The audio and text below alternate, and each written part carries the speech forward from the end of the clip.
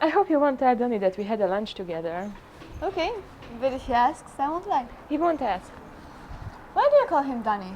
What? That's his name. Don't I say it as though as I mean it? He hates being called Donny. He's never mentioned it.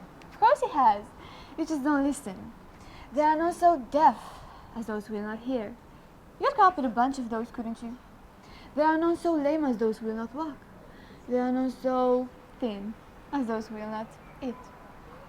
Do you really honestly think that's a good idea for Donny to live in that place alone? Yes, I really honestly feel it's a good idea for Don to live whatever he wants to.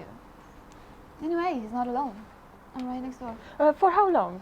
Do you have a lease on that apartment? No, So you could move out tomorrow if you wanted to. that's right. You couldn't sustain a marriage more than 6 days, could you? My marriage doesn't concern you. Well, it didn't concern you much either, did it? As a matter of fact, it did. Have you thought about a marriage to a blind boy, what it might be like? Not even your mother covered the territory.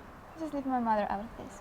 I'm so sorry. I didn't know you were so touchy about her. I'm not touchy about her, I just don't want to talk about her. All right, we won't. We will talk about you.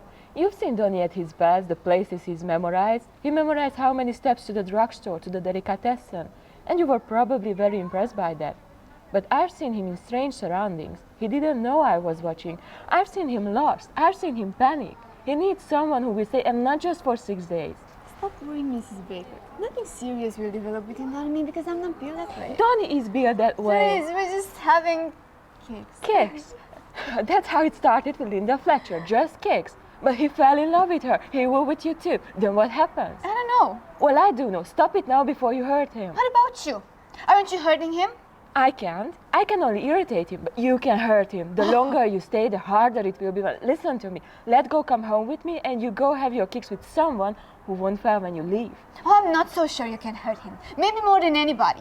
I think you deserve all the credit you can get for raising a marvelous guy, but bringing up a son, even a blind one, is not a lifetime occupation. You don't know anything. The more you help him, the more you hurt him, because it was Linda Fletcher, not you, who gave him what he needed most, confidence in himself. You're always dwelling on the negative, always what he needs, never what he wants, always what he can do, never what he can't. What about his music? Have you heard the songs he wrote? I bet you didn't even know he writes songs. You might be dead right about me.